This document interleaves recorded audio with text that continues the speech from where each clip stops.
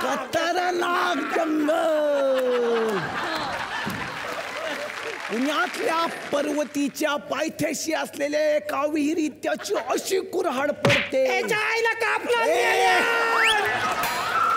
अरे देवा, माझी कुऱ्हाड कुणी देईल का? माझी कुऱ्हाड कुणी देईल का?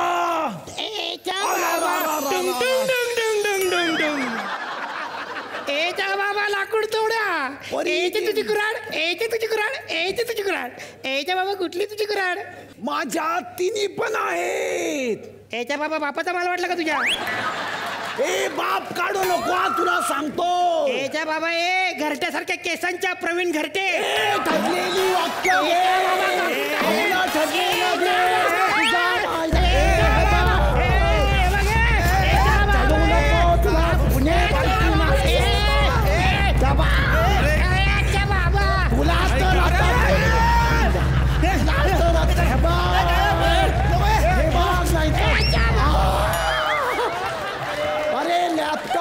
काय झालं बघा, टॅबलेट.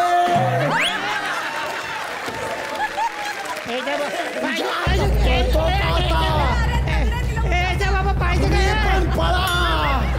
पाहिजे तुझ्या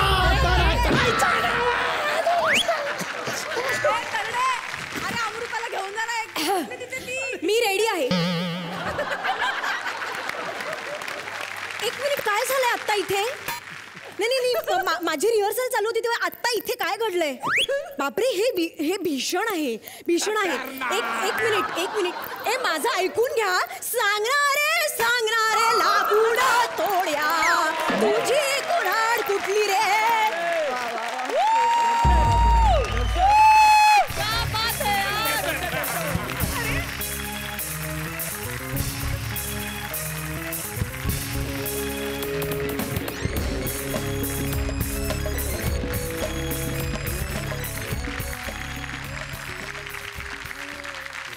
संतोष पवारांना विचारतो, हे पवार कसे वाटले सर? खूप छान केलं, खूप छान केलं. पण मला असं वाटलं खरोखर मला व्यसन आहे की घ्यायचं पण खूप छान केलं. त्याचे खूप काही किस्सेही घडले कॉलर यावरून. पुण्यातला एक किस्सा आहे. पुण्यातला नाटक बसवतो पुण्यातलं मी, आणि त्या कलाकारांनी फक्त असं म्हटलं, एक काम करा तुम्ही तिकडून तिथे जा. तो असंच गेला धरणीच्या.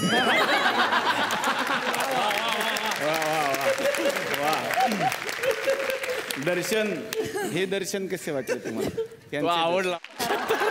दोघे मजा आली खूप. धमाल धमाल धमाल, वेड्यासारखे असले. सिद्धार्थ जाधव हे तर आधीच ठरलं होतं की हाच सिद्धार्थ जाधव, कारण ते त्यालाच जमतं जे तू बोलू शकतोस. हसून दमलो रे. दमलो म्हणजे एपिसोड बघ खरंच दमलो. आणि खरं आजचा म्हणजे शो स्टॉपवर तो असतो ना, तो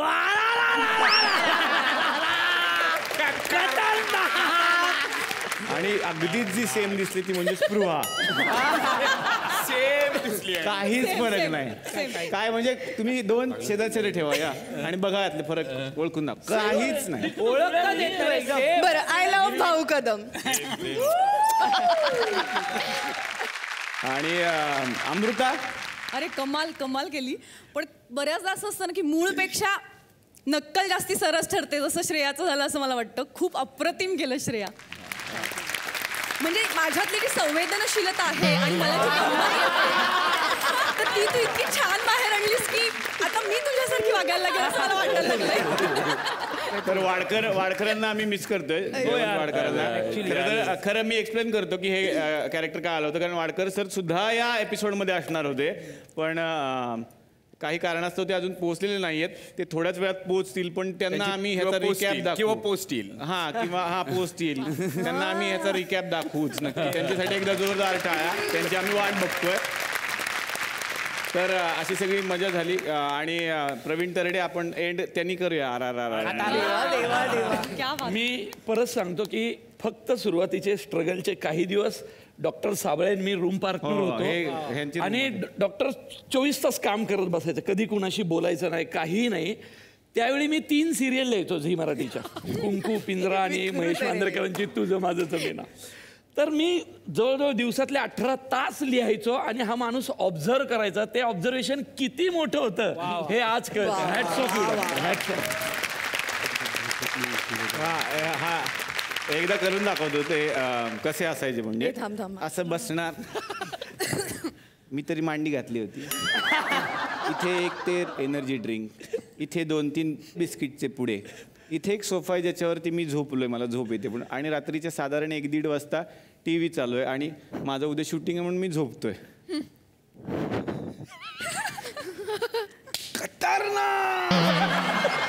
हा पिक्चर बघितलायस का? नाही ना, मी नाही बघ. अरे तू झोप, तुला जायचंय नाही का सकाळी? आता जर हे हिला कळलं तर हामी आला.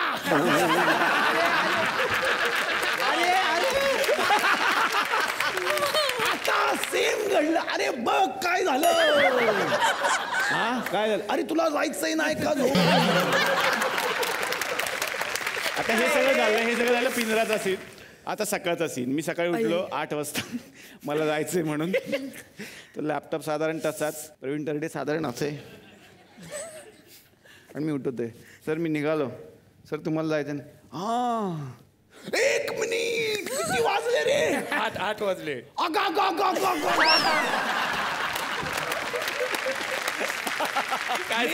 मेलो ठार मेलो. अरे 7ची शिफ्ट आहे, मी अजून सीन लिहिलेले नाही. 8 वाजले.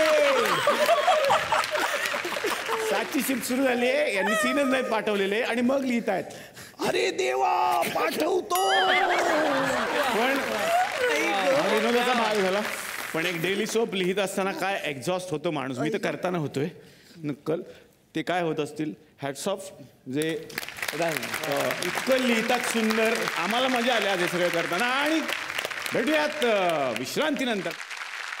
तर आज आपल्याकडे सिद्धार्थ जाधव आलेले आहेत आणि आपल्याला ते खूप आवडतात. त्यांच्यासाठी तुकरटवाडीतर्फे एक मेसेज आहे, मी वाचून दाखवतो तुम्हाला. सर.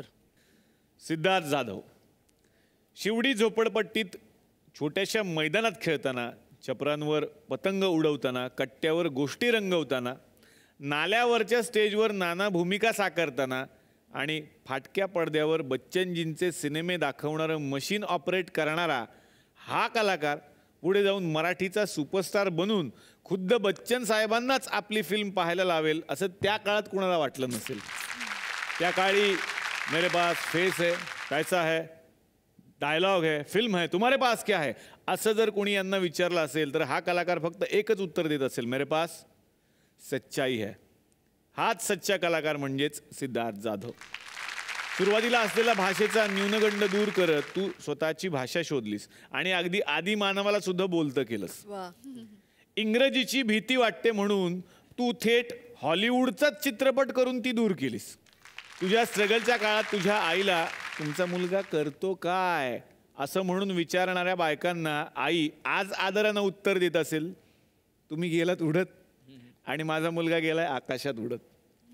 तुझ्या झेप या एकांकिकेत उंच उडू न पाहणाऱ्या सिगल पक्षापैकी तू एक होतास, पण आज मात्र सिद्धार्थ नावाचा हा सिगल घारीसारखा आकाशात उडतोय. तुझ्याच लाडक्या बच्चनजींचा एक डायलॉग आहे, हम जहाँ पे खडे होते हैं लाईन वही से शुरू होती है. तुझ्यासाठी एवढंच म्हणावं लागेल, तू जहाँ पे खडा होता है एंटरटेनमेंट वही से शुरू होता है.